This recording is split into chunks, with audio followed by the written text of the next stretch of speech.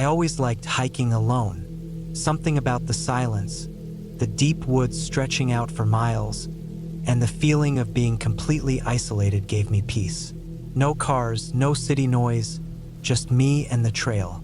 That's what I was looking forward to when I planned this trip. A 3-day hike through the mountains, following a trail that wasn't well known but still marked. It was a bit of a challenge. Steep inclines, narrow paths, and unpredictable weather. But I was prepared. I packed enough food, water, and emergency supplies. I had a good tent, a sharp knife, and a map. I checked the weather and everything looked fine. The first day was perfect. The air was crisp, and the trees formed a thick canopy over the trail, keeping it cool even as the sun rose. The forest was alive with birds and rustling leaves, but there was no sign of other hikers. That was exactly what I wanted. I followed the marked trail without any trouble, stopping occasionally to take in the view or eat a snack. I set up camp near a small clearing just before sunset, made a fire, and sat listening to the night sounds before drifting off to sleep. The second day started the same way, peaceful and quiet. I followed the trail deeper into the mountains, crossing a small stream and navigating over fallen logs. Around midday, I noticed that the markers, the little ribbons tied to trees, were becoming harder to find. I checked my map and compass and adjusted my course, making sure I was still on the right path. A few hours later, the terrain changed. The trees grew denser, and the ground became rocky and uneven. The trail, which had been clear before, started fading. The markers were gone. I stopped and took out my map. I should have still been on the right track, but something felt off. The forest around me was silent. No birds, no rustling leaves, just stillness.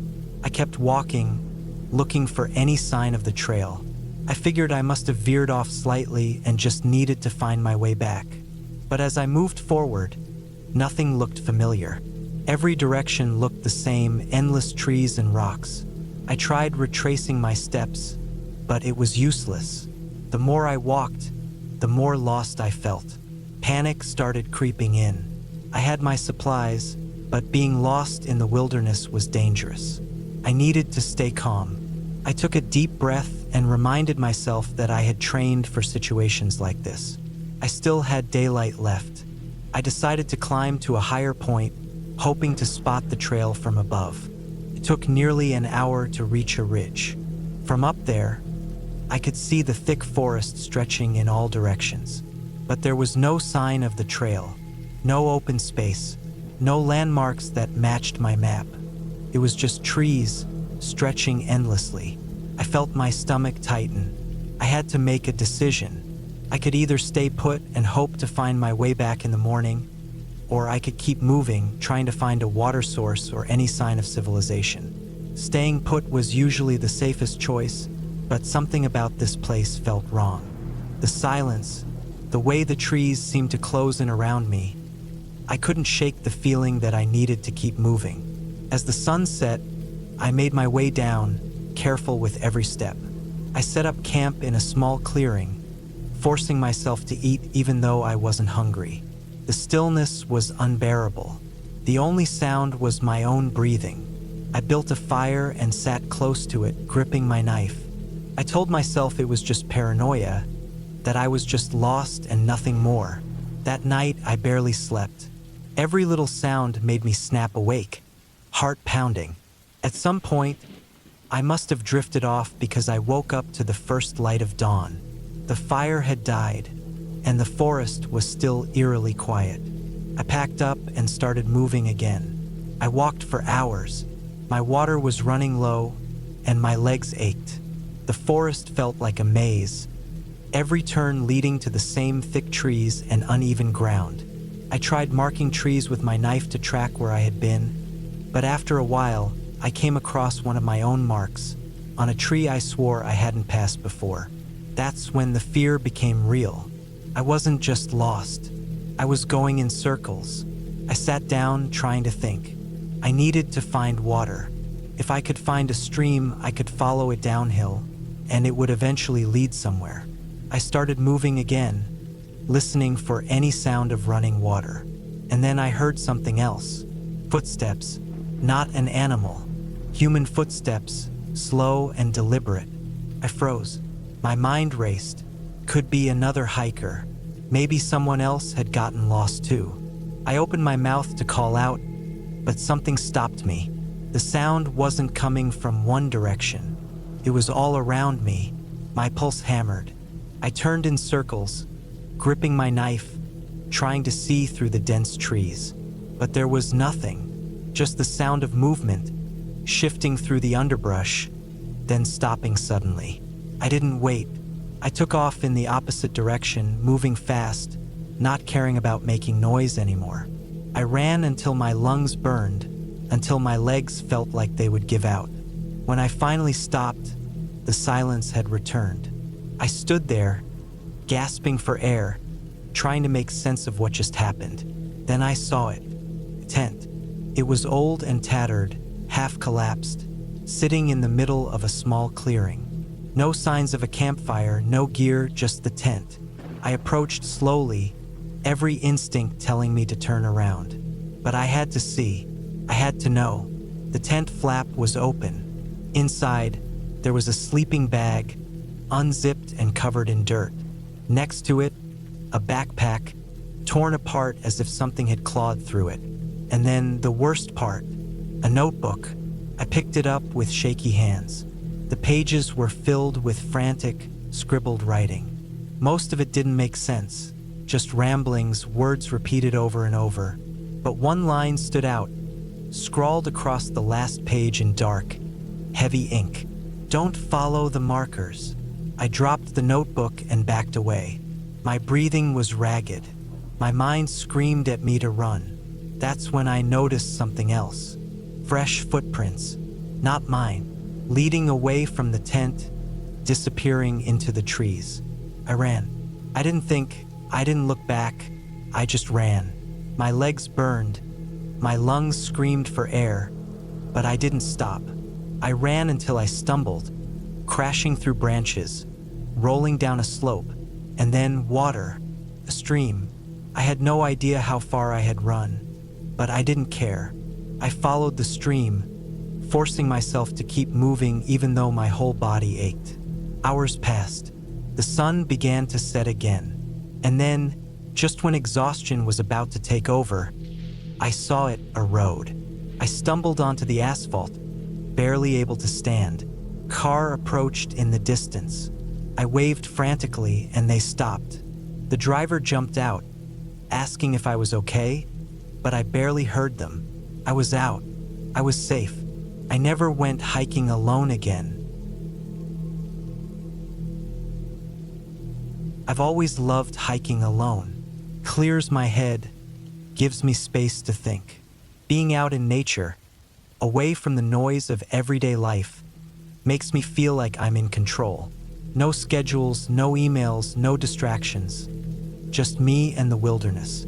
That's why I planned a solo trip to the backcountry trails of the Pacific Northwest. I picked a route that was supposed to take about 3 days to complete. It wasn't particularly well-traveled, which made it perfect. Or at least that's what I thought. The first day was peaceful. I started my hike early, the morning sun barely cutting through the thick mist that hung between the towering evergreens. The scent of damp earth and pine needles filled the air. I followed a narrow dirt trail, winding past moss-covered rocks and fallen logs, the sound of birds and distant water filling the silence. My pack was heavy, but I was used to it. I'd packed light tent, sleeping bag, food, water filter, and a map. I had no cell service out here, but I had my compass and GPS watch. I wasn't worried.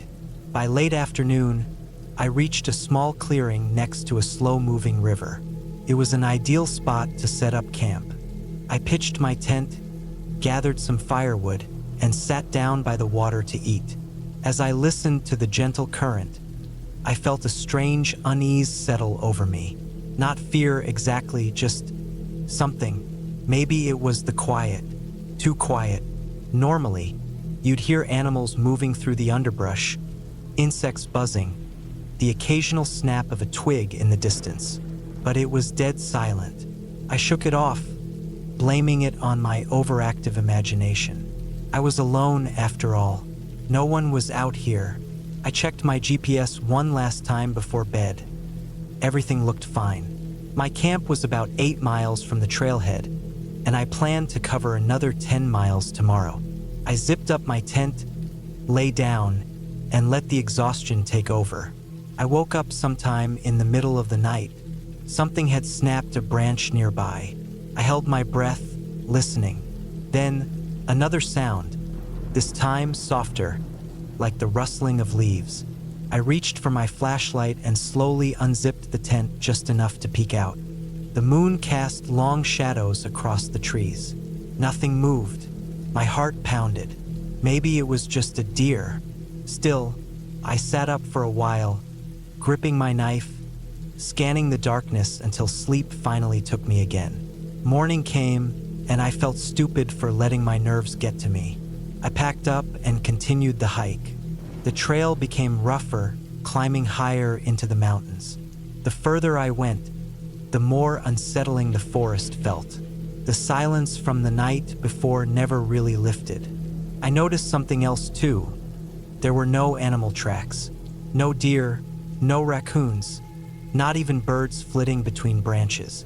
It was like everything had just left. I pushed the thoughts aside and kept moving. By midday, I reached a ridge with an incredible view of the valley below. I sat on a rock to rest, sipping from my water bottle. That's when I noticed something strange. There was a faint path leading down the ridge, one that wasn't marked on my map. It wasn't an animal trail either. It was too wide, too deliberate. It looked old, overgrown, but still there. My curiosity got the better of me. Maybe it was a forgotten shortcut or an old logging road. I decided to follow it. The deeper I went, the more the feeling of unease grew. The trees here were different, older, their bark gnarled and dark. The air was thicker, heavy with the scent of rot. I stepped over tangled roots and ducked under low-hanging branches, my boots crunching on the soft earth. After about a mile, I came across something that made my stomach turn. It was a cabin, or what was left of one. The roof had partially caved in, the wood blackened with age and dampness. The door hung open, barely clinging to its rusted hinges. I should have turned around right then. I should have left. But something about the place held me there, like a weight pressing on my chest. I stepped closer, peering inside. The floor was covered in debris, fallen beams, broken glass, what looked like old animal bones. A rusted bed frame sat against one wall, the mattress long gone. There was a table too, its surface scratched and warped. And then I saw it, something that made my blood run cold. A notebook, sitting right in the middle of the table, open, as if someone had just been reading it. I hesitated, then reached for it. The pages were damp, the ink smudged, but I could still make out the words. The entries were short, scattered. Descriptions of strange noises, missing supplies, a feeling of being watched. The last entry was barely legible, the words scrawled in shaky handwriting. Asterisk, it's still out there. It doesn't want me to leave. Asterisk, a sound came from outside. I froze. It wasn't the wind. It wasn't an animal. It was footsteps, slow, deliberate. My heart slammed against my ribs. I moved as quietly as I could, setting the notebook down and stepping back toward the door. The footsteps stopped. I couldn't see anything past the tree line, just dense forest. But I felt it. Something was there, watching. I turned and ran. Branches tore at my clothes as I scrambled back up the path, my breath coming in short, ragged gasps. My pack bounced against my shoulders, the weight slowing me down, but I didn't dare stop. I didn't look back. I just ran until I saw the main trail again, my legs shaking beneath me. I didn't stop there either. I kept going, pushing myself forward, fueled by pure adrenaline. By the time I finally reached my campsite from the night before, I could barely breathe. I dropped my pack and collapsed onto the ground, my whole body trembling. I listened. Nothing. Just silence. The same eerie silence that had followed me since yesterday. I didn't sleep that night. I sat by the fire, gripping my knife, staring into the darkness. Every snapped twig, every shift in the wind sent my nerves into overdrive. I didn't know what I had seen, or if I had seen anything at all. But I knew one thing: I wasn't welcome here. At the first light of dawn, I packed up and started hiking back toward the trailhead. I didn't stop to rest, didn't even eat. I just kept moving, my eyes scanning the trees, my ears straining for any sound of movement. The feeling of being watched never left me. It took me nearly the entire day, but when I finally saw my car through the trees, I nearly collapsed with relief. I threw my pack in the back seat, locked the doors, and sped down the empty road without looking back. I don't know what was out there. Maybe nothing. Maybe my mind was playing tricks on me. But I'll never forget that feeling, that deep, primal fear. And I'll never go back to that trail again. I had been hiking alone for years, pushing myself deeper into the wild with each trip. It was something I loved, something I felt I needed. The solitude, the stillness, the way the air smelled so much cleaner the farther you got from civilization. It made me feel alive. This time, I had chosen a trail in the northern Rockies, far from any towns or tourist-heavy spots. I wanted something new, something untouched. A friend had mentioned an old logging road that led to a barely marked path through a valley, promising incredible views.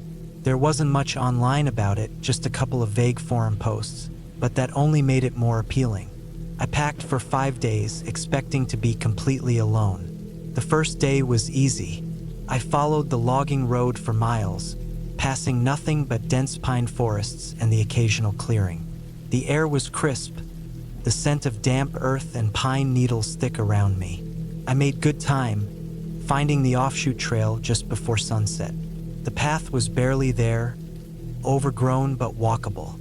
I set up camp not far from the trailhead, just beside a small stream. The sound of running water put me to sleep almost instantly. The second day was when things started to feel off. I woke up later than usual, groggy, like I hadn't slept at all. There was no reason for it. No strange noises in the night, no sign of animals near my camp. Still, I felt uneasy. I brushed it off, packed up, and kept moving. The trail was tougher than I expected, full of sharp inclines and loose rock. I wasn't covering as much ground as I'd hoped. Every so often, I'd catch movement in the trees out of the corner of my eye, quick flashes of something dark. I told myself it was just shadows playing tricks, maybe a deer or a bear in the distance. Still, I couldn't shake the feeling that I was being watched. By late afternoon, I found an old fire ring, a sign that someone else had camped there at some point. It was old, long abandoned, but something about it made me stop. The rocks were still set in a perfect circle, undisturbed. No ashes, no signs of recent use. Just an empty fire ring in the middle of nowhere. Felt wrong.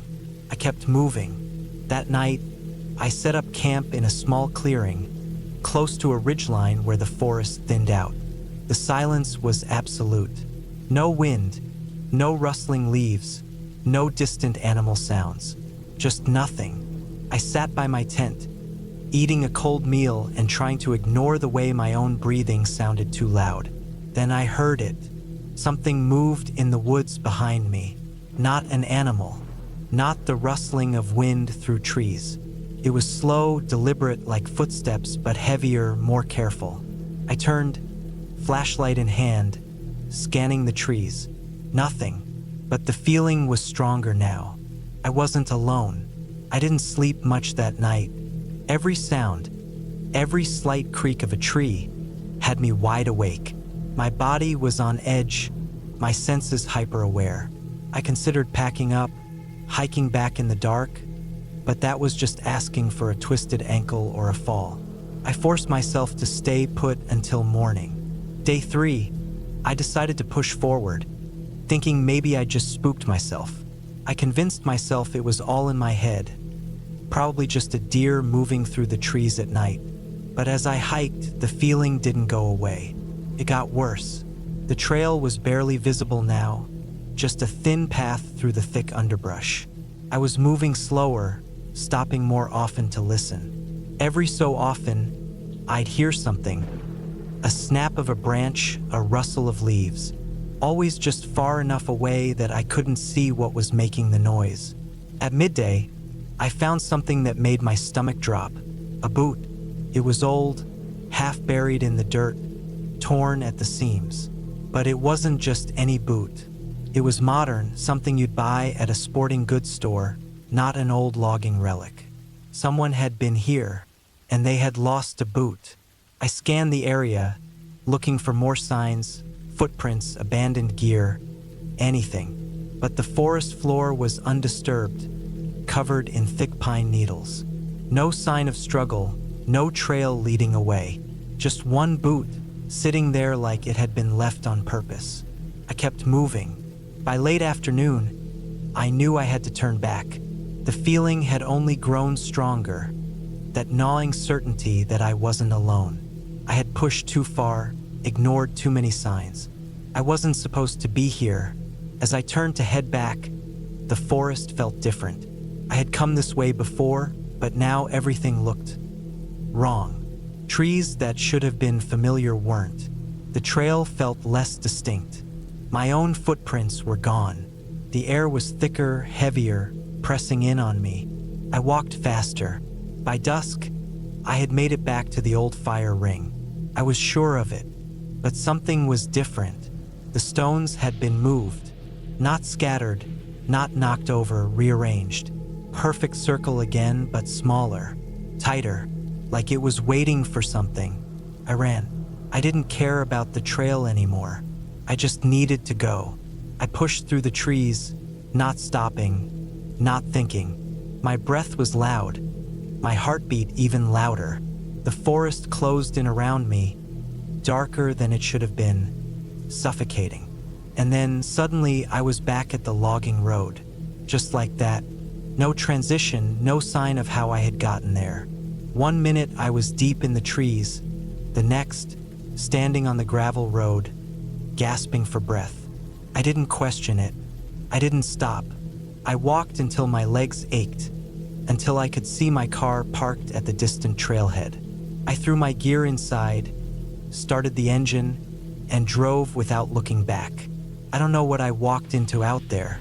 I don't want to know. But something was in those woods. Something was watching. And whatever it was, it let me go. I don't know why I went alone. Maybe it was because I wanted the solitude, or maybe it was because I was too stubborn to wait until one of my friends could join me. Either way, I regret it now. I should have known better. It started like any other hike. I'd picked a trail deep in the mountains, one that wasn't too popular, but still had enough markers to keep me from getting lost. I had checked the weather, packed enough supplies, and even told someone where I was going, just in case. But none of that mattered in the end. The first few miles were easy. The path was well worn, the sun was high, and the wind carried the scent of pine through the air. I felt good, alive. There's something about being alone in the woods that makes the world feel bigger, like you're just a small part of something ancient and untouchable. It was quiet, except for the occasional chirp of a bird or the rustling of leaves in the breeze. Then, about 5 miles in, things started to feel off. I can't explain it exactly. It wasn't anything obvious. No strange noises, no signs of danger, just a feeling, like the forest was watching me, like something had shifted in the air. It made my skin crawl. I ignored it at first, telling myself I was just being paranoid. It's easy to get spooked when you're alone, especially when the trees grow thick and the shadows stretch long. But the further I walked, the stronger the feeling became. I noticed how the birds had stopped chirping, how the wind had died down completely. Even my footsteps seemed too loud, like the ground itself was swallowing the sound. It was unnatural.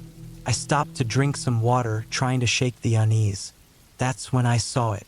A boot print, fresh. At first, I was relieved.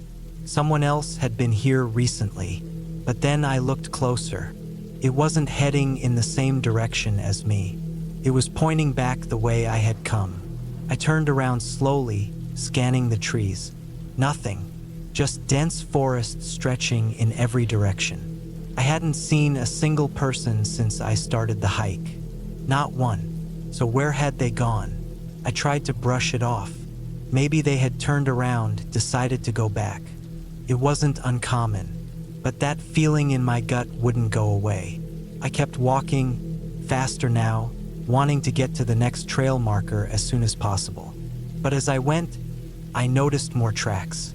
Footprints in the dirt, pressed deep like whoever made them had been moving quickly. And they weren't alone. There were at least two sets. One pair was normal hiking boots like mine, but the other was barefoot. And they were running. My mouth went dry. I told myself it could be anything. Maybe some idiot decided to hike barefoot. Maybe they were just messing around. But deep down, I knew that wasn't it. The prints were erratic, like they had been struggling, stumbling, being chased. I stood there for a long time, listening, but the forest was dead silent. My instincts screamed at me to turn around, to go back to my car, but I was already more than halfway through the loop. It made more sense to keep going. At least that's what I told myself. I pressed on, forcing my legs to move, my heart pounding harder with every step. The trail became rougher, steeper, and the trees closed in around me. The air was thick and humid now, making it harder to breathe. I felt like I was being watched. Then I found the first scrap of fabric. It was caught on a low branch, a piece of blue material torn clean through. There were more ahead, bits of cloth snagged on bushes, leading off the main trail. My legs locked up. I should have turned around. I should have left right then and there. But I didn't. I don't know if it was curiosity, stupidity, or something else entirely, but I stepped off the path and followed the trail of fabric. My boots sank into the soft ground, twigs snapping beneath my weight. The forest was denser here, the trees gnarled and twisted, their branches clawing at the sky. Then I saw it, a backpack half buried in the dirt. I approached slowly, every nerve in my body screaming at me to stop. The pack was torn open, its contents spilled across the ground. An empty water bottle, a smashed phone, a ripped sleeping bag. There was no sign of its owner, but there was blood. Not a lot, just a few drops smeared on the fabric, dark and dried. But enough to know that something bad had happened here. I turned back to the trail, my hands shaking. I needed to leave. Now, that's when I heard it. A rustling sound, deep in the trees.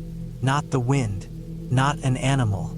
Something else, someone else. I ran. I didn't look back. I didn't stop. I just ran, crashing through the underbrush, my lungs burning. I don't know how far I went before I saw the trail again, but when I did, I nearly collapsed with relief. I forced myself forward, my legs aching, my breath ragged.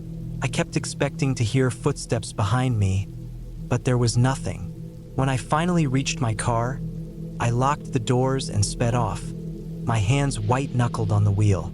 I didn't stop until I was miles away, back in town, surrounded by people, safe. I reported what I found. The prints, the backpack, the blood. They sent out a search team, but I don't know if they ever found anything. I don't want to know. All I know is that I'll never hike alone again, because whatever happened in those woods, whatever I almost stumbled into, it wasn't meant to be found. I always considered myself an experienced hiker. I'd done everything from the Appalachian trails to the Rockies, even some deep woods solo treks that most people wouldn't dare attempt. But nothing prepared me for what happened on that weekend trip to the backcountry of Washington State. It started as just another adventure. I wanted solitude, something deeper than the crowded trails filled with tourists taking Instagram photos. I found a remote area in the Olympic National Park, an unmarked route that barely anyone used. It was off-trail, requiring some navigation skills, but I was confident in my abilities. I packed light but efficient: a tent, sleeping bag, a small stove, a week's worth of food, a satellite communicator, just in case, and my trusted knife. I wasn't planning on needing it, but you never know. I parked my truck at a small dirt clearing about 15 miles from any official trailhead, locked it up, and started hiking. The first day was peaceful. The forest was dense, and the ground was soft with pine needles. I followed an old logging road for a few miles before breaking off into the real wilderness.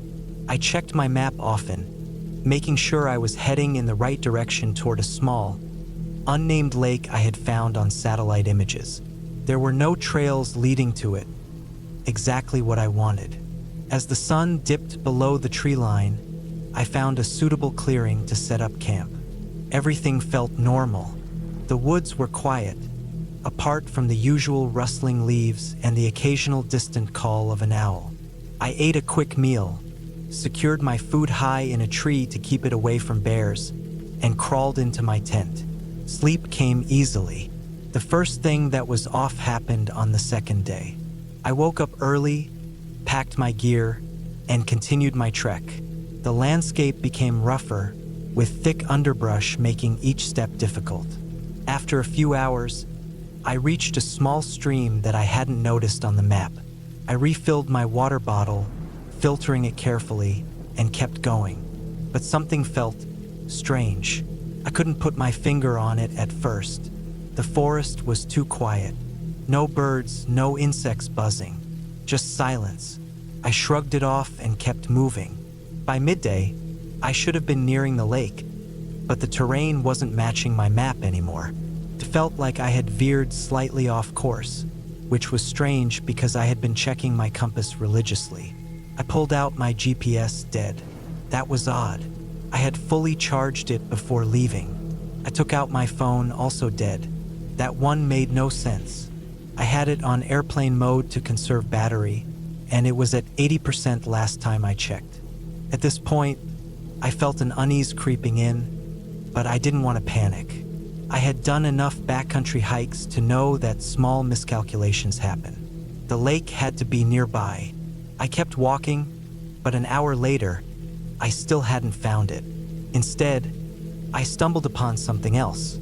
At first, I thought it was just a natural formation, a cluster of fallen trees and moss-covered rocks. But as I got closer, I realized it was man-made. A structure of some kind, hidden deep in the forest where no one should be. It was old, the wood rotting and the roof caved in, but it was unmistakably a cabin. No roads led here, no paths, just this abandoned relic in the middle of nowhere. I hesitated. Every instinct told me to turn around, but curiosity got the best of me.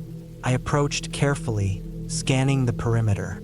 No footprints, no signs of recent activity. The door was barely hanging on its hinges. I stepped inside. The air was thick with the smell of damp wood and decay. The interior was simple: an old metal bed frame, a rusted stove, and a table with some scattered papers on it. I picked one up. The writing was faded, but I could make out bits and pieces. Something about watching from the trees and don't drink the water. My stomach tightened. What the hell was this place? I left quickly, my nerves on edge. I didn't run, but I walked faster than I ever had in my life. The feeling of being watched crawled over my skin. I decided to abandon the search for the lake and head back to my truck. The problem was my internal compass felt off. Every direction looked the same. The trees seemed denser, the path behind me disappearing faster than it should. I kept walking, pushing down the panic that was bubbling up. Hours passed. The sun was lowering again, and I knew I had to set up camp soon, whether I liked it or not. I found a small clearing, forced myself to eat something, and lay down, but sleep didn't come easy. The silence felt heavier than before. Then, in the middle of the night, I heard something. A single, deliberate footstep. Not an animal. Too precise, too slow. I held my breath, gripping my knife in the dark. My tent was zipped up, and I couldn't see outside. My mind raced. Another step. Closer. Then nothing. I laid there, heart pounding, waiting. Minutes passed. Hours, maybe. Eventually, exhaustion took over, and I fell asleep against my will. At first light, I broke camp faster than I ever had. I needed to get out. I moved as quickly as I could, but the deeper I went, the more unfamiliar everything looked. The landscape was wrong. The trees were wrong, like they had shifted in the night. Then I saw it. The same cabin. I had gone in a circle, an impossible circle. Panic surged through me. I forced myself to breathe, to think. I took out my compass. It spun aimlessly, completely useless. I was losing time. I picked a direction and just ran. I don't remember how long I ran, but eventually, I saw something ahead. A logging road. A real man-made road. I stumbled onto it, legs burning, lungs aching. I followed it, and 2 hours later, I saw my truck in the distance. Relief flooded me. I practically fell into the driver's seat, started the engine, and drove out of there as fast as I could. I didn't look back. I didn't stop until I hit the first town. I checked my phone again, powered back on like nothing had happened. My GPS? Working fine. My map said I had never been near any lake or cabin. I don't know what happened out there. I've gone over it 100 times. A trick of the mind? Something more? I'll never be sure. But I do know one thing. I will never, never go back to that forest again. I never should have gone alone. Looking back, I know that now. The warning signs were there. The uneasy feeling, the strange stillness in the air, the fact that no one else had chosen this particular trail. But I ignored it all. I had hiked dozens of times, always prepared, always careful. But this time, I made a mistake. It started as a regular trip. I had the weekend off and wanted to get away from the noise of the city. I found an isolated trail deep in a national park, one I hadn't explored before. It was about 8 miles long, with a loop that would take me through thick forest, up a ridgeline, and then back down near a river. Perfect. The morning of the hike, the air was crisp, the sky clear. I parked my car at the small trailhead, locked it, and checked my pack: water, food, a knife, a first aid kit, and a GPS. Everything was in order. I adjusted my boots and set off. The first few miles were peaceful. The path was well marked, the trees towering above, their canopies filtering the sunlight into shifting patterns on the forest floor. The scent of pine filled the air. I walked steadily, enjoying the solitude, the occasional rustling of small animals in the underbrush. Felt good to be away from everything. Then, around mile 4, something felt off. The forest was too quiet. No birds, no insects, nothing. Just the sound of my boots crunching on the dirt. I told myself it was nothing, just my imagination. But the farther I went, the stronger the feeling got. The air felt heavier, as if the forest itself was watching me. I kept moving, reaching the ridgeline. The view was incredible. Rolling hills stretching into the distance, a river snaking through the valley below. But I couldn't shake the unease. I felt exposed up there, vulnerable. I didn't stay long. As I descended into the valley, the forest thickened. The trees grew taller, their branches intertwining, casting deep shadows. The undergrowth was dense, the trail narrower. I checked my GPS. I was still on track, but something felt wrong. Then I saw the footprints. Fresh, not mine. Bare feet. They were human, definitely. But who hikes barefoot out here? The prints were erratic, veering off the trail and then back on. I stopped, listening. Nothing. I kept moving faster now. Another mile in, I found something worse. A torn piece of fabric, caught on a branch. Dark, stained. I told myself it was dirt. It wasn't. I felt the panic rising, but I forced myself to stay calm. I had my knife. I had my GPS. I could turn around. Then I heard it. A branch snapping. Close. Too close.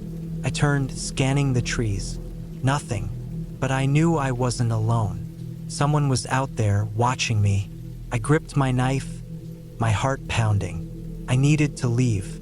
Now, I picked up my pace, practically jogging. The trail felt different now, unfamiliar. Had I taken a wrong turn? I checked my GPS. No signal. I swore under my breath. I wasn't lost. I knew that, but I needed to get out of this valley. Then, ahead on the trail, something moved. A figure, tall, motionless, half hidden behind a tree. I froze. It didn't move, didn't speak. I took a step back. The figure shifted just slightly, enough for me to see more. A man, thin, his skin pale, almost gray in the dim light. He wasn't wearing shoes. His clothes were ragged, torn. His face, I couldn't see it clearly, but something was wrong. He was just standing there, watching me. I didn't wait. I turned and ran. The forest blurred around me.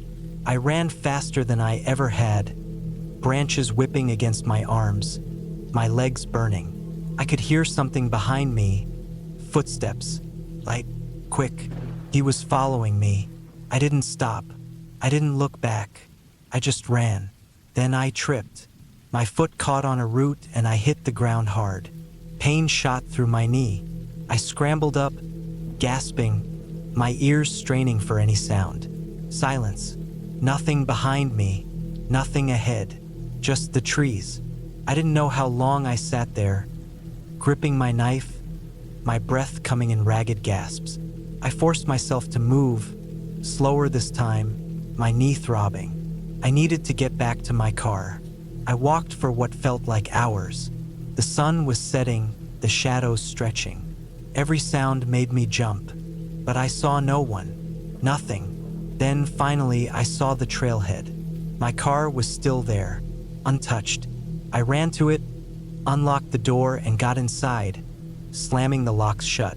My hands were shaking so badly I could barely get the key in the ignition. The engine roared to life. I floored it, speeding down the dirt road, not daring to look in the rearview mirror. I didn't stop until I was miles away, back on the highway, surrounded by the normalcy of the world. I never went back, never reported it. I told myself I was overreacting, that it was just some lost hiker. But I knew better. Something was out there, and it was watching me. I had been planning the trip for months. A solo hiking expedition deep into the mountains, away from civilization. Just me and the raw, untouched wilderness. It wasn't my first time hiking alone, but this was the most ambitious trek I had ever attempted. 5 days in, following an old, rarely traveled trail that I had spent weeks researching. The morning started clear, crisp air filling my lungs as I packed up my campsite. The sun was just beginning to break over the jagged peaks, painting the sky in hues of orange and pink. Everything felt perfect. I had my gear, my map, my compass, and enough food and water to last me another 3 days before I looped back to civilization. I wasn't worried. I had done this before. But the thing about nature is that it doesn't care how prepared you think you are. By midday, the wind had picked up, pushing thick, heavy clouds overhead. I had checked the forecast before setting out. There wasn't supposed to be any bad weather. But the mountains have a way of making their own rules. The air turned cold fast, and a dense fog rolled in, swallowing the landscape. I wasn't too concerned at first, just slowed my pace and stayed close to the trail. But within an hour, I realized I was lost. I took out my map, tried to orient myself.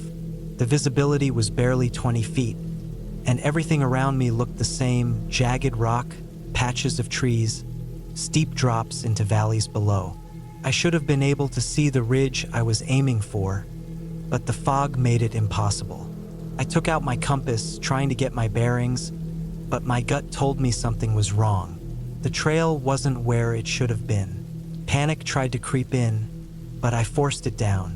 I had trained for situations like this. Stay calm, don't make rash decisions. I decided to set up a temporary camp and wait for the fog to lift. Couldn't last forever. I found a somewhat flat spot between two large boulders, set up my small tent, and huddled inside, waiting. By nightfall, the fog was still there. It was unnerving. The silence around me felt heavy, almost unnatural.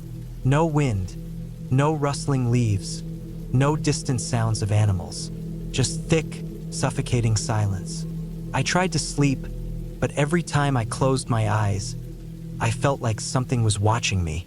Not paranoia, something deeper, something instinctual. But I told myself it was just my nerves. I was alone. I had to be. The next morning, the fog had lifted slightly, but something wasn't right. I packed up quickly and started moving, hoping to find my way back to the trail. My compass was still acting strange, the needle jittering slightly, but I had no choice but to trust it.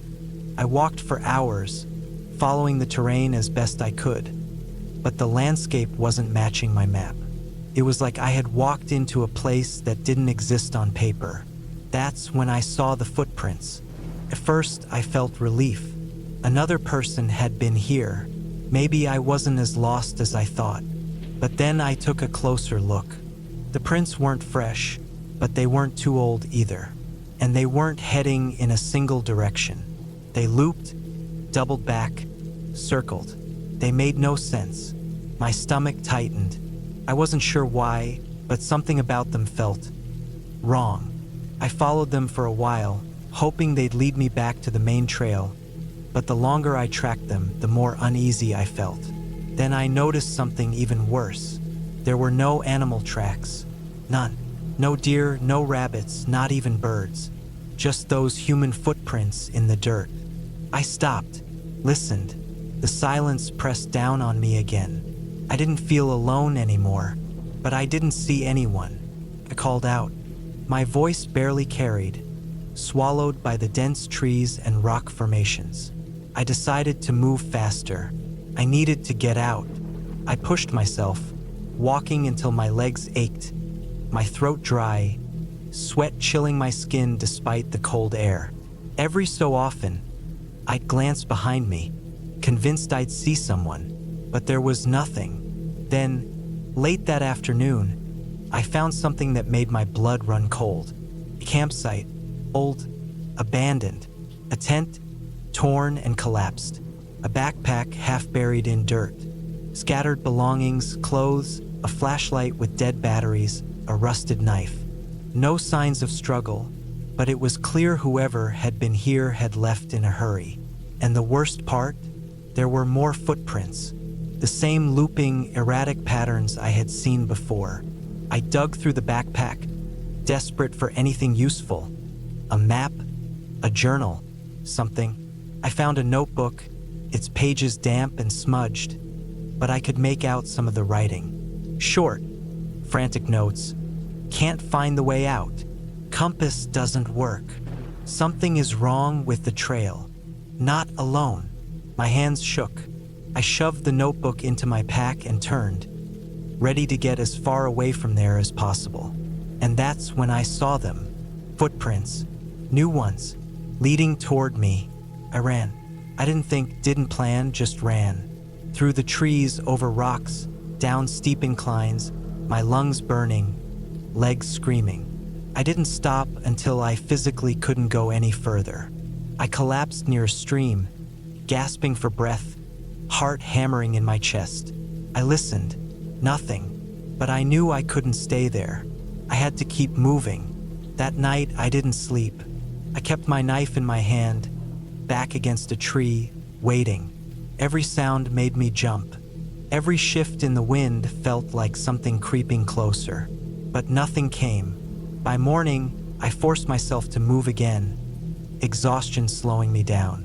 I had no idea where I was. No trail, no direction, just instinct and desperation. But then, as the sun climbed higher, I saw something that almost made me collapse from relief. A trail marker, faded but real. I wasn't sure if it was the one I had originally been on, but I didn't care. It was something. I followed it, pushing myself forward, ignoring the burning in my legs, the gnawing hunger in my stomach. Hours passed, the sun sinking lower, and then finally I saw a road. I stumbled onto it, barely able to keep myself upright. Not long after, a car appeared in the distance. I waved it down, almost sobbing when it stopped. A man rolled down the window, eyes wide with concern. "Jesus, are you all right?" I didn't even know what to say. I just nodded, climbed into the car, and let him drive me back to town. I never found out what happened at that old campsite or whose footprints I had been following. But I know one thing, I was never alone out there, and whatever was with me, it didn't want me to leave.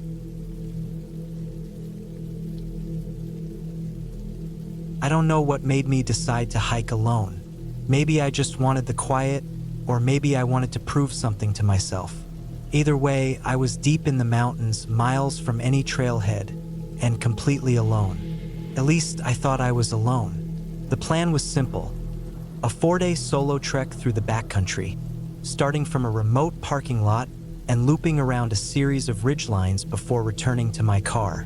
I had enough food, water, and gear to last me well beyond that. I was an experienced hiker, comfortable with map reading, first aid, and setting up camp in rough terrain.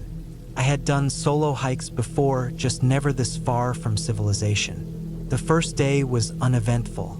The weather was perfect, crisp air with a slight breeze. I made good time, covering nearly 12 miles before setting up camp near a small stream. I ate, stretched my legs, and went to bed early, letting the sounds of the forest lull me to sleep. Day 2 was when things started feeling off. It wasn't anything obvious, just a creeping sensation at the edge of my mind. The trees felt taller, darker. The wind sounded different, almost like it was whispering through the branches. I shook it off as paranoia, the kind of thing that happens when you're alone in the woods for too long. But then I saw the footprints. They weren't mine. I was walking along a section of the trail that was mostly dirt, damp from the night before. My own footprints were easy to spot. My boots left deep, distinct impressions. But there was another set, bigger, heavier, and fresher. I stopped and looked around. Nothing but trees in every direction. I hadn't seen another person since I left my car, and there was no reason for anyone else to be out here. I crouched down to get a better look. The prints were deep, deeper than mine, and they veered off the trail, disappearing into the brush. I told myself it was nothing, maybe an old hunter or another hiker who had come through before me. Still, I couldn't shake the feeling that I was being watched. My pace quickened, my senses on high alert. I reached my next campsite earlier than expected, but instead of feeling relief, I felt exposed, vulnerable. That night, I built a fire. I don't usually do that when I hike alone. It wastes fuel and the light makes it harder to see into the dark. But I needed the comfort. I kept my knife close and my headlamp within reach. I barely slept. Day 3 was the worst. I woke up before dawn, packed quickly, and hit the trail as soon as there was enough light to see. I wanted to get out of there, to put as much distance as possible between me and whatever had left those footprints. But the feeling didn't go away. Every step I took, I felt like something was just behind me, just out of sight. The forest was too quiet. No birds, no rustling leaves, just the sound of my own breathing and the crunch of my boots. Then I found the torn-up campsite. It was just off the trail, maybe 30 feet into the trees. Tent, shredded. A sleeping bag, ripped open, stuffing spilling out like entrails. A backpack, torn apart, its contents scattered across the dirt. A boot, still laced, sitting upright as if someone had just stepped out of it. No blood, no bodies, just destruction. I stared at it for a long time, my stomach twisting into knots. My first thought was a bear, but something about it felt wrong. Bears don't just tear through camps for no reason. And even if they did, where was the person who owned this gear? I forced myself to keep moving. Every instinct in my body was screaming at me to run, but I knew that panicking would only make things worse. I checked my map, recalculated my route. If I pushed hard, I could be back at my car by nightfall. It would mean skipping my last campsite, but I didn't care. I just needed to get out of there. The further I went, the worse I felt. My skin prickled with unease, my muscles tense. Every now and then, I caught glimpses of movement in the trees, just quick flashes, too fast to make out. I told myself it was my imagination. The stress was getting to me, but I wasn't imagining the smell. Rotting. It started as a faint stench, like something long dead hidden beneath the underbrush. But as I kept walking, it got stronger, pungent, overpowering. It made my eyes water, my stomach lurch, and then I saw it. Just off the trail, barely visible through the trees, was something large. I hesitated, every part of me telling me not to look. But I had to know. It was an elk, or at least it had been. Its body was twisted, its legs at unnatural angles. Its belly had been torn open, its insides spilling onto the forest floor. But the worst part wasn't the elk. It was that it hadn't been eaten. Predators kill to eat. This was different. This was something else. And whatever had done it was still out there. I ran. I didn't think. I didn't plan. I just ran. My pack slammed against my back. Branches tore at my arms and legs. But I didn't care. I needed to get away. I needed to get out of this forest. The sun was getting low, the light fading. My legs burned. My lungs screamed for air. But I didn't stop. The only thing that made me slow down was when I saw the trailhead ahead. My car was there, right where I left it. Relief flooded through me so fast I almost collapsed. But then I saw the footprints again, leading from the trees to my car, and then back into the woods. I didn't think. I jumped into my car, locked the doors, and turned the engine over so fast my hands shook. Gravel sprayed as I sped out of there, tires skidding on the dirt road. I didn't stop, not until I was miles away, back in the safety of civilization. I don't know who or what was out there. I don't want to know. I left everything behind, my last campsite, my extra gear. I don't care. I made it out. I'm never hiking alone again. I had planned the hike for weeks. I wanted to go alone, not because I was antisocial, but because I needed the quiet. Life had been too loud lately. Work, city noise, endless notifications on my phone. I just wanted a break from everything. So I picked a trail that wasn't too popular. One that stretched deep into the mountains, far from any town. A full 2-day hike in one night camping, then a 2-day hike back. The first day started smooth. The air was crisp, and the smell of pine and damp earth filled my lungs. I felt alive. My pack was heavy, but I was used to it. My boots crunched against the dirt, and the occasional bird chirp made me feel at ease. The deeper I went, the more peaceful it became. No cars, no people, no distractions. Just me and the trail. By midday, I stopped at a creek to refill my water bottle and eat some trail mix. I checked my map.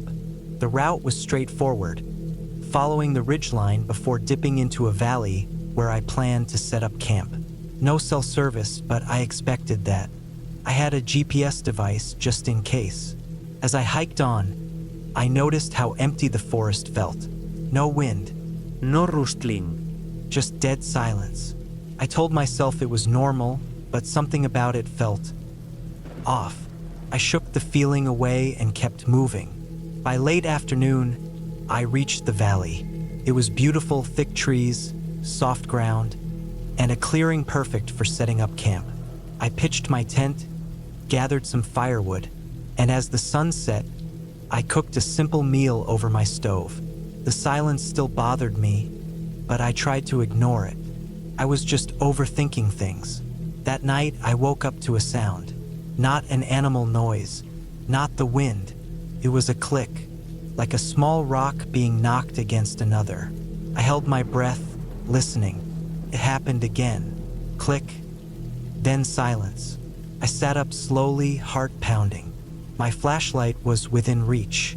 I grabbed it and clicked it on, shining it outside my tent.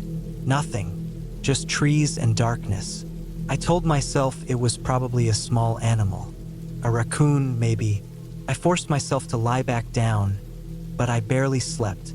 Morning came and I felt stupid for being so paranoid. I packed up quickly, ready to keep moving. The next section of the trail led through dense forest, climbing towards a higher ridge. As I walked, I noticed something strange. Small rock piles along the side of the trail, stacked carefully, not natural, like someone had placed them there. I stopped, looking around. The silence was back. No birds, no wind, just stillness. A chill ran through me. I tried to brush it off and kept walking, but my mind was racing. Had someone else been out here?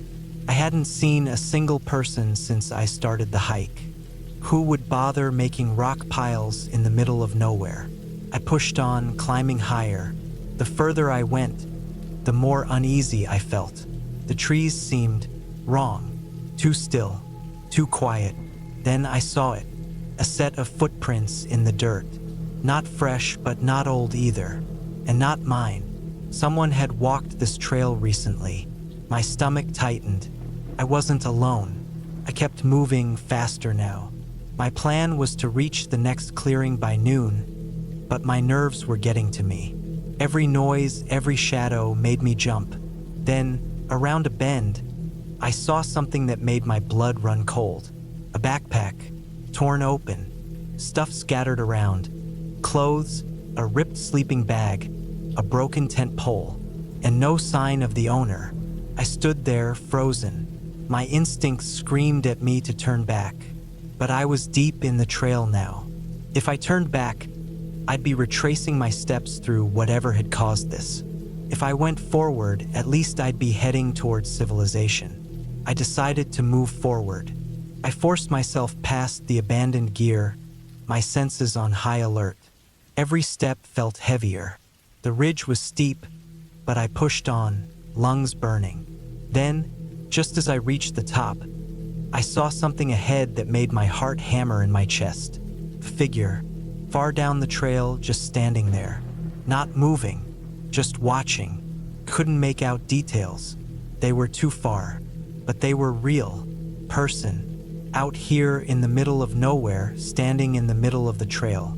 I didn't know what to do. My body screamed at me to run, but where? If I ran back, I'd be going towards the abandoned gear, towards whatever had happened back there. I took a step forward. The figure didn't move. I took another. Still nothing. My pulse pounded in my ears. Then I blinked, and they were gone. I stood there, breathless. My brain couldn't process what I'd just seen. There was nowhere to go, nowhere to disappear to that fast. But the trail ahead was empty. I didn't waste another second. I walked as fast as I could. Not running. Running would make noise. I wanted to be silent, invisible. For the next hour, I moved nonstop, checking behind me every few minutes. Nothing. The forest stayed silent, but the fear never left. By the time I saw the first sign of a ranger station, I almost collapsed from relief. I stumbled towards it, hands shaking. When I got inside, I told the ranger what I'd seen. The abandoned gear, the figure, the silence. His face darkened. He listened carefully, then nodded. "We'll send someone to check it out." That was it. No shock, no disbelief. Just a nod, like he'd heard it before. I left that day, never looking back. But something tells me that whatever is out there, in that forest, doesn't want to be found. And whoever left that backpack behind never made it out. The plan was simple. Hike deep into the forest, spend a night alone, and hike back the next morning. I had done it before, but never this far out. I wanted to push myself to prove that I could handle being truly alone in nature. No cell service, no distractions. Just me, the trees, and the quiet. I parked my truck at the trailhead just before noon, locked everything up, and slung my heavy pack over my shoulders. The weight felt good. Familiar. The first few miles of the trail were well maintained, the dirt packed firm beneath my boots, the occasional wooden sign marking the way. Birds chirped in the trees, and I could hear the soft rustling of small animals darting through the undergrowth. After about 2 hours, I reached the fork where the main trail continued to the right, leading to a popular camping area. I turned left instead, onto a narrow, unmarked path I had read about in an old hiking forum. This was where the real hike began. The trees grew denser, their branches tangled overhead, blocking out the sun. The air was cooler here, damp with the scent of moss and wet leaves. I could hear my own breathing, steady and slow, mixing with the distant sound of a river. Every so often, I caught glimpses of movement in the corner of my eye. Squirrels, probably, maybe a deer. The deeper I went, the less the trail felt like a trail. It was clear no one had been through here in a while. Fallen branches covered parts of the path, and thick roots jutted out, waiting to trip me. I had to slow down, carefully stepping over them, keeping my balance. Around the 4-hour mark, I reached a clearing that seemed like a good place to set up camp. A flat patch of ground, surrounded by trees but open enough for a small fire. I dropped my pack, stretched my shoulders, and got to work. Tent first, then firewood. The process was muscle memory at this point. Within an hour, I had everything set. My small tent was pitched. A ring of stones marked my fire pit, and I had enough dry wood to last the night. As I sat by the fire, eating a protein bar, I started to feel it, the kind of silence that isn't normal. The forest is never truly quiet. There's always something. The rustling of leaves, the chirping of crickets, the distant hoot of an owl. But here there was nothing, just the crackling of my fire. I told myself it was fine. Maybe the animals here weren't used to humans. Maybe they were keeping their distance. Night came fast. The sky turned dark. The firelight flickered against the trees, stretching their shadows long and thin. I zipped myself into my sleeping bag, leaving the tent flap open just enough to let in some air. My knife rested beside me just in case. I must have dozed off because the next thing I knew, I was awake. Something had woken me up. I held my breath, listening. Silence. Then a sound. A single, soft footstep. Not the quick scurry of a raccoon. Not the light shuffle of a deer. Something slow, deliberate. I stayed still, my fingers wrapping around my knife. My heart pounded in my chest, each beat thudding in my ears. Another step, then nothing. I waited, straining to hear. Nothing. I told myself it was nothing. Maybe a branch had fallen. Maybe my mind was playing tricks on me. Maybe I had imagined it. I stayed awake for a long time after that, my knife in my hand, listening. But the sound didn't come again. At some point, exhaustion won. My eyelids grew heavy, and I slipped into an uneasy sleep. Morning came. I sat up, rubbing my eyes, feeling groggy. The fire had burned out, leaving only a pile of blackened wood and cold ash. I crawled out of the tent, stretching my stiff muscles, breathing in the crisp morning air. Then I saw them, footprints, in the dirt just outside my tent. Bare footprints. They weren't mine. They were fresh. I felt my stomach drop. Someone had been here. Someone had stood right outside my tent while I slept. I turned in a slow circle, scanning the trees, my pulse racing. Nothing, just the quiet forest, the early morning light filtering through the branches. I needed to leave. Now, I packed up fast, stuffing my gear into my pack, kicking dirt over the fire pit. The whole time, I kept looking over my shoulder, expecting to see someone watching me from the trees. But there was no one. The hike back was the longest of my life. I moved fast, practically jogging, my breath coming quick, my heart pounding. Every little sound made me jump. When I finally saw my truck, sitting right where I left it, relief flooded through me. I tossed my pack in the back, climbed in, and locked the doors. Only then did I let myself breathe. As I turned the key in the ignition, my eyes flicked to the rearview mirror, and that's when I saw it. A single, bare footprint on the dusty glass of my back window. I didn't wait. I put the truck in drive and got the hell out of there. I don't go hiking alone anymore. I should have turned back the moment I lost the trail. It started as an ordinary solo hike. I had picked a remote trail deep in the mountains, one I had found on a blog about lesser-known hiking routes. It was supposed to be a quiet, challenging route with great views at the top.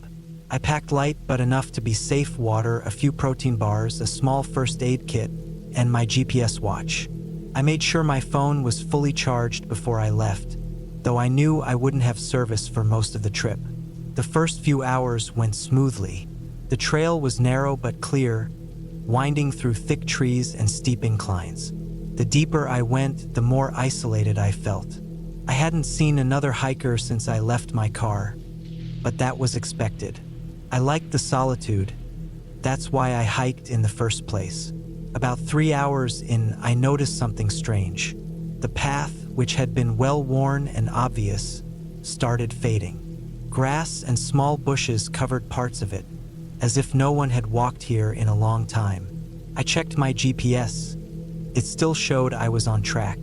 Maybe the blog was outdated. Maybe this route wasn't as popular as it used to be. I kept going, pushing through the overgrowth. The air was thick with the smell of damp soil and pine. The deeper I went, the harder it became to tell where the trail was. My GPS said I was close to the peak, but the trail markings, small ribbons tied to trees, were nowhere to be found. Then I saw it. A single shoe. It was old, torn, and half buried in the dirt. My first thought was that someone had lost it, but as I looked around, something felt off.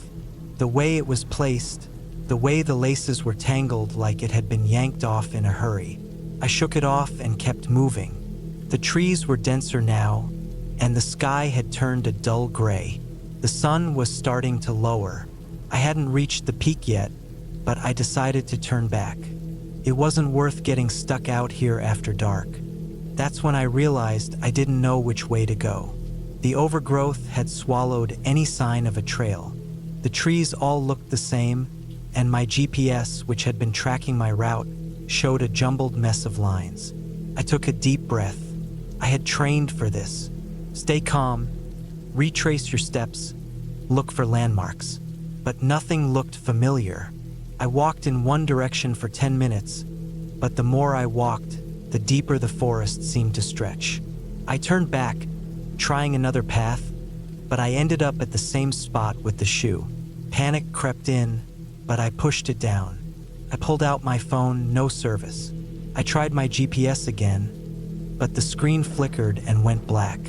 The battery had been at 60% just minutes ago. I still had my compass. I knew the general direction of my car. If I kept heading west, I'd hit the main trail eventually. But the deeper I went, the more the terrain changed. The ground was uneven, covered in thick roots and loose rocks. At one point, I slipped, scraping my palm against a jagged rock. Blood smeared across my hand, but I had no time to care.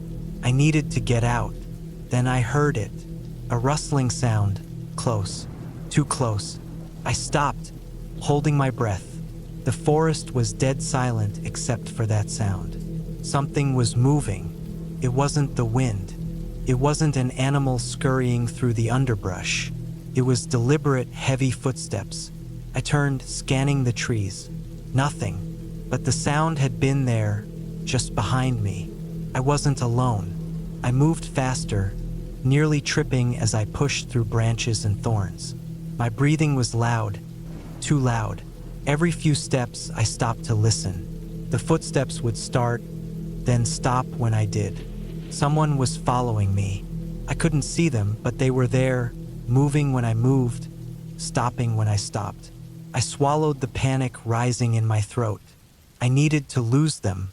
I picked up my pace, not running. Running was dangerous on uneven terrain, but walking fast enough that my legs burned. The forest was thick, but I forced my way through.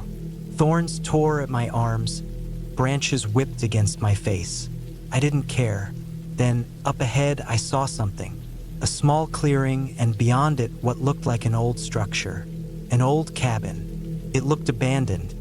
The wood dark with age, windows either broken or missing. The door was slightly open. I hesitated, but I had no choice. If I was being followed, I needed cover. I ran inside and pushed the door shut, pressing my back against it. Silence. Then, footsteps. Right outside. I held my breath, heart hammering in my chest. The footsteps stopped just beyond the door. Whoever it was, they were right there. Minutes passed. My legs shook, but I didn't move. Slowly, I peered through a crack in the wall. Nothing, just trees and shadows. Then movement, a figure standing just beyond the tree line. I couldn't see their face, but they were tall, unmoving, watching. I stayed there until the sky darkened completely. The figure didn't move. I had to get out. I couldn't stay here all night. I gripped the small knife I carried, more for comfort than defense. Then I made my move. I sprinted, straight through the trees, in the direction I prayed was west. I didn't look back. Branches clawed at me. My lungs burned, but I kept going. The sound of footsteps behind me was quick, but distant. Then a road. A real road. A dirt service road, but a road nonetheless. I ran until my legs gave out. I collapsed onto the dirt, gasping for air. A pair of headlights appeared in the distance. A truck. I stumbled to my feet, waving my arms. The truck slowed, then stopped. The driver, an older man, got out, looking concerned. "You okay?" I nodded, too breathless to speak. He looked me over, saw the scratches, the torn clothes. "Come on, let's get you out of here." I didn't look back as we drove away. I didn't want to see if something or someone was still standing in those trees. I never found out who it was. I never found that trail again, and I never hiked alone after that. I checked my watch. 4:17 p.m. I still had about 2.5 hours of daylight left. That should have been enough to make it back down to the trailhead. It had to be enough. I had started my solo hike early that morning, my backpack loaded with essentials: water, protein bars, a light jacket, my pocket knife, and a small first aid kit. I had mapped out my route in advance, an out-and-back trail leading up to a ridge with a stunning overlook. The total round trip was supposed to be about 10 miles. I had done longer hikes before, so I figured this would be a nice, challenging but manageable trek. I was wrong. The first half of the hike had been uneventful. The trail was well marked, winding through dense pine forests, gradually ascending as it followed the natural contours of the land. I passed a couple of hikers in the early hours, exchanged polite nods, and then found myself alone with the sound of my boots crunching against the dirt. The solitude was refreshing at first, peaceful. I reached the ridge around 1 p.m. The view was breathtaking. Rolling hills stretched for miles, their peaks softened by distance. I sat down on a flat rock, pulled out a granola bar, and took my time soaking it all in. There was no rush, at least that's what I thought. Then, as I started my descent, things went wrong. The first mistake was missing a turn. I don't know how it happened. One moment I was on the trail, the next I was pushing through thick underbrush trying to relocate it. My GPS wasn't helping. The tree cover was too thick, and my phone's compass was bouncing between different directions. I wasn't worried at first. I had a good sense of direction. I had hiked alone before, but the more I walked, the more uncertain I became. I wasn't seeing any familiar landmarks. No blazes on trees, no well-worn path, just endless forest stretching in every direction. I doubled back, hoping to retrace my steps, but somehow, that only made things worse. The second mistake was ignoring my gut. I should have stopped and tried to get my bearings properly.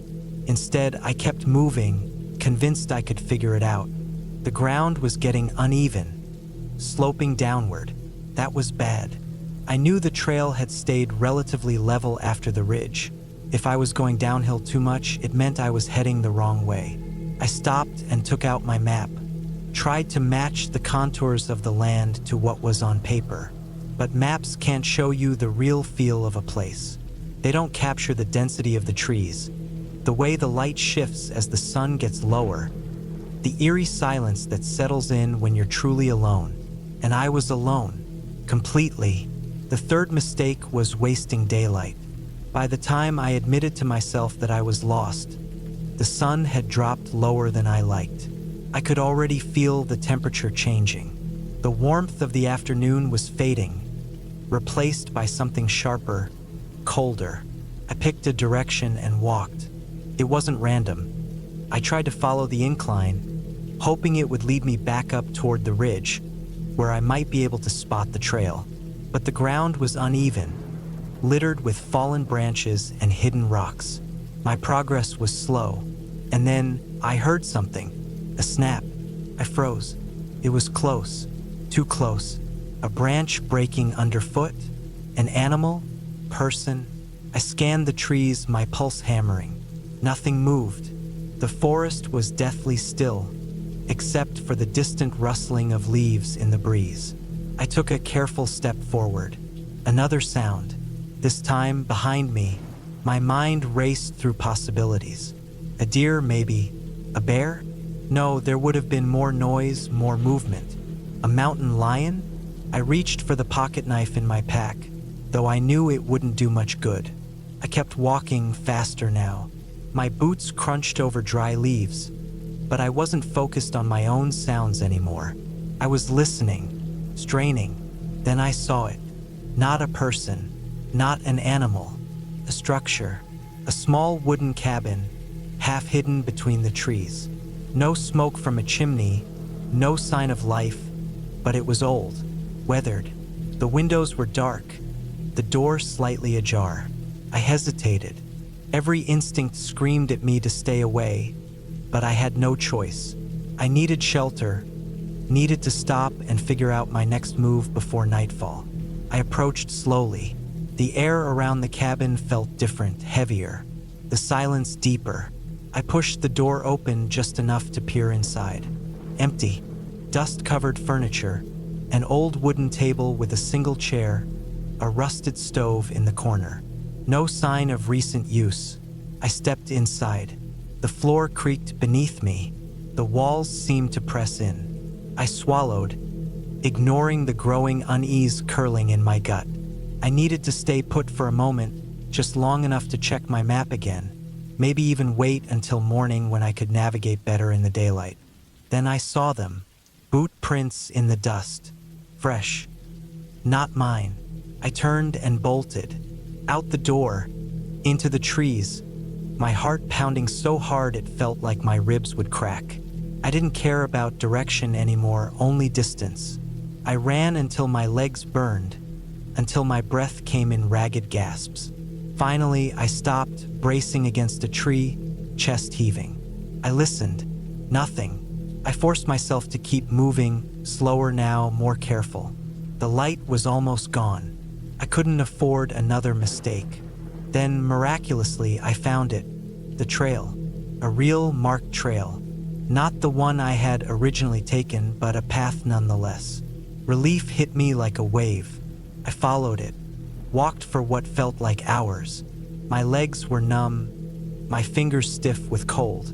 But eventually, finally, I saw the glow of headlights in the distance. The parking lot. My car. I didn't look back. I don't know who was out there. I don't know who left those footprints in the dust. But I do know one thing: next time I won't be hiking alone. I never thought I'd be the kind of person to get lost in the wilderness. I'd always prided myself on being prepared, on knowing my way around, on respecting nature enough not to make the kind of mistakes that led to real danger. But that was before I found myself alone, deep in the mountains, with the sun going down and no real sense of where I was anymore. It started off as a simple solo hike. I'd done it countless times before. I loved being out in nature, away from the constant noise of everyday life. I wasn't a professional hiker, but I had experience.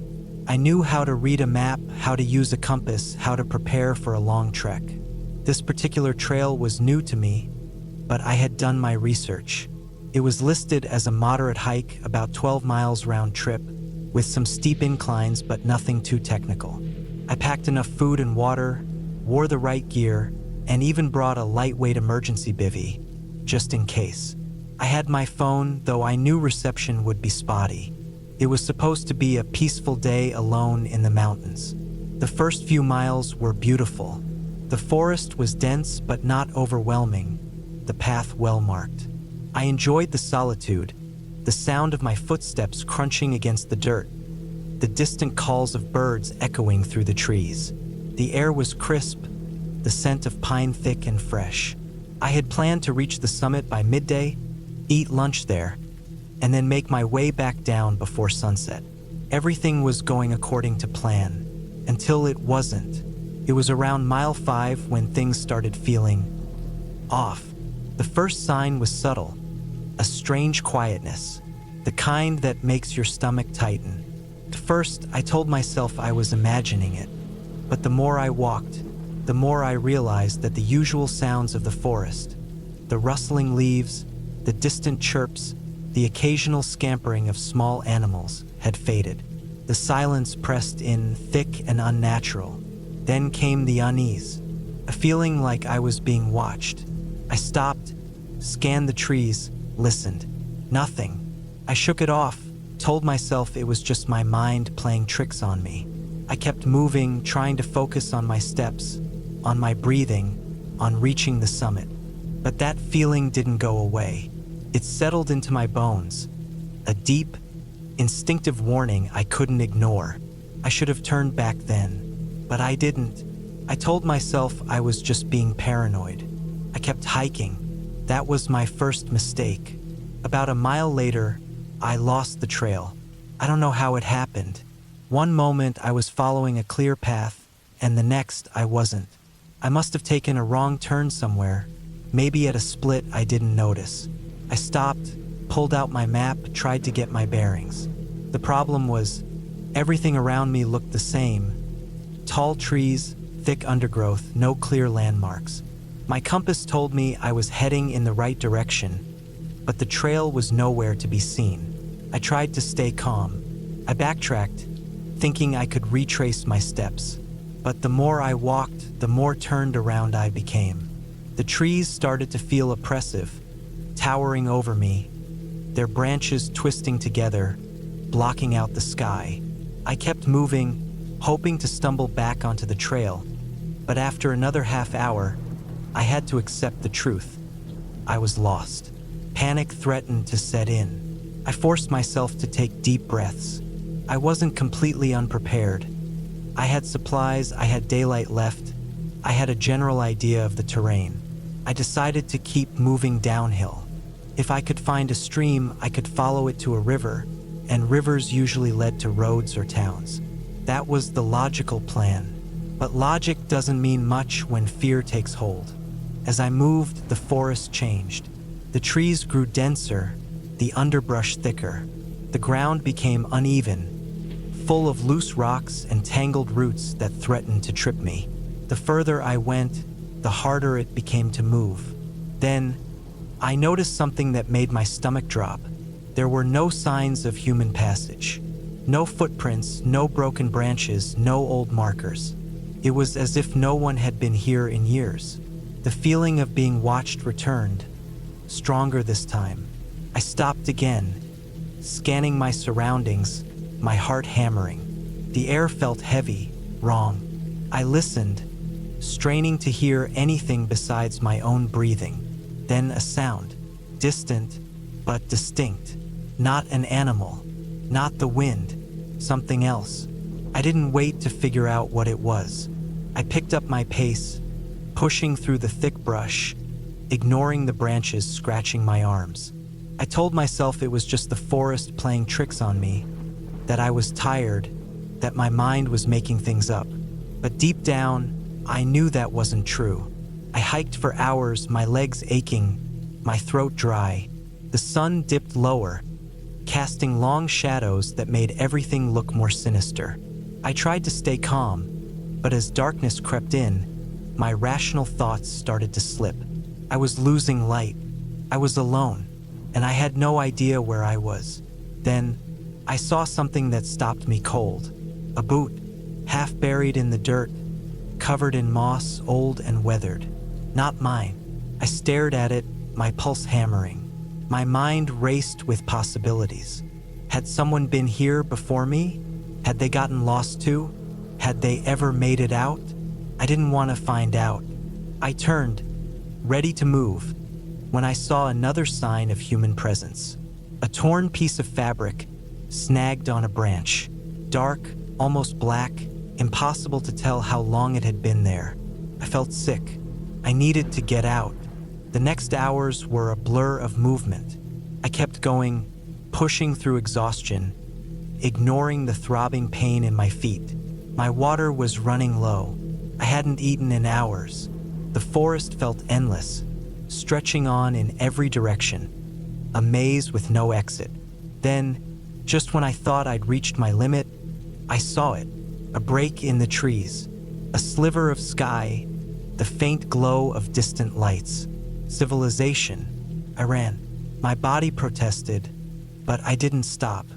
I pushed forward until I burst out of the tree line and onto a dirt road. Relief flooded me so hard I almost collapsed.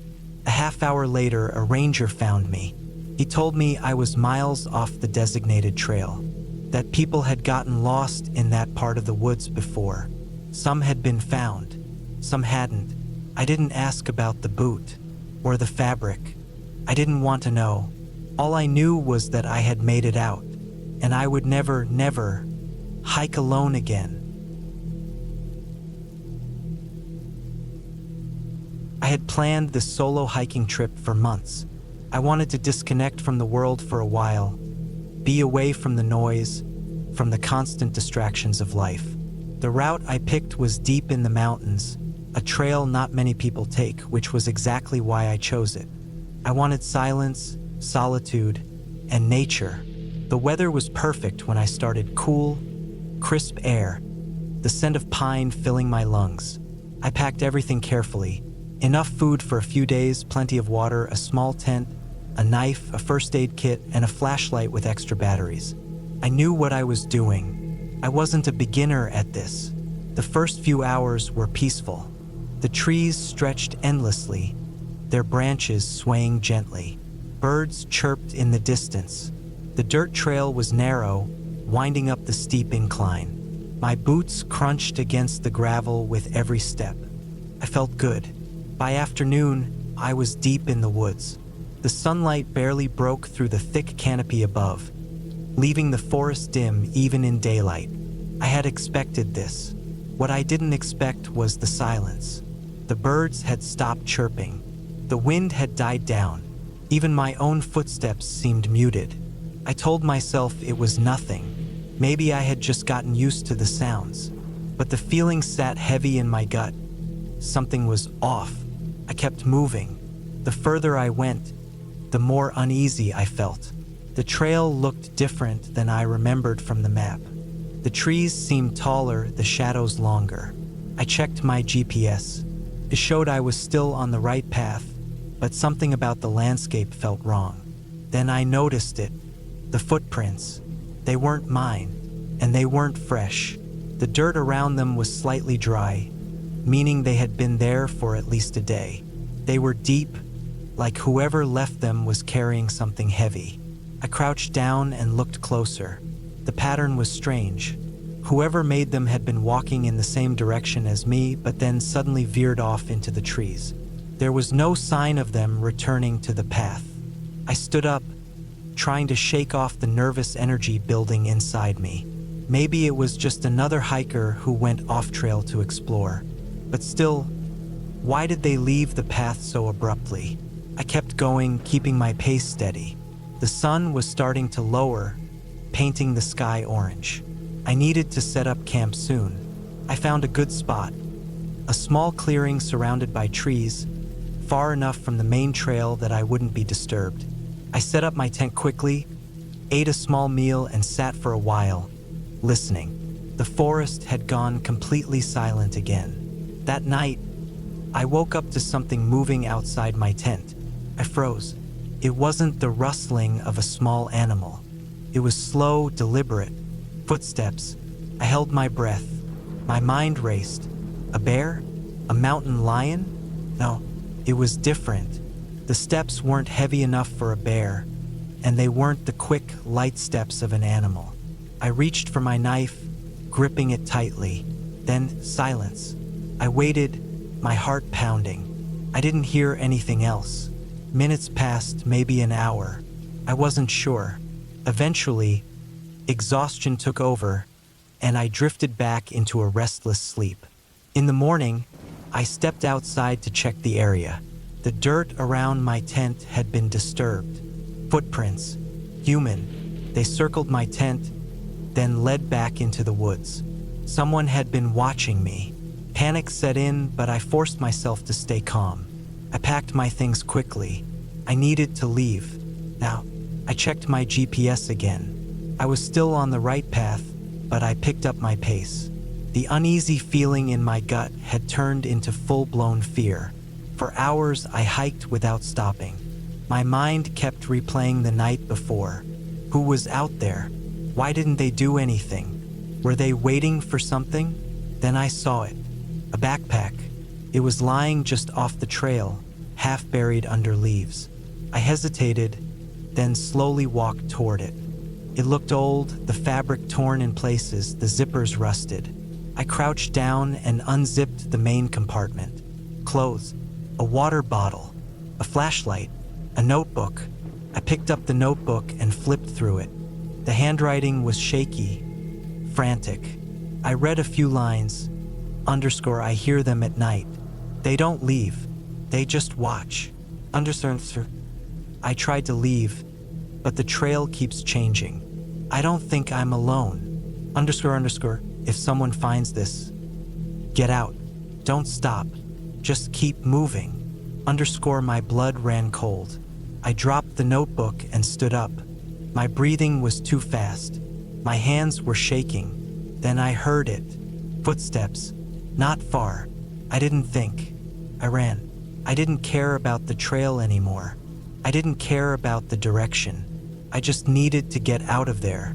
Branches scratched my arms. Roots caught my feet, but I didn't stop. I ran until my lungs burned, until my legs felt like they would give out. Then I saw it. The road, a thin strip of asphalt cutting through the trees. Civilization. I stumbled toward it, my whole body trembling. When I reached the road, I turned back one last time. The trees stood still, the forest silent. But I knew I wasn't alone. I walked until I found a passing car. The driver pulled over, and I climbed in without a word. I never went back to that trail. I never wanted to know who or what had been out there with me, and I never will.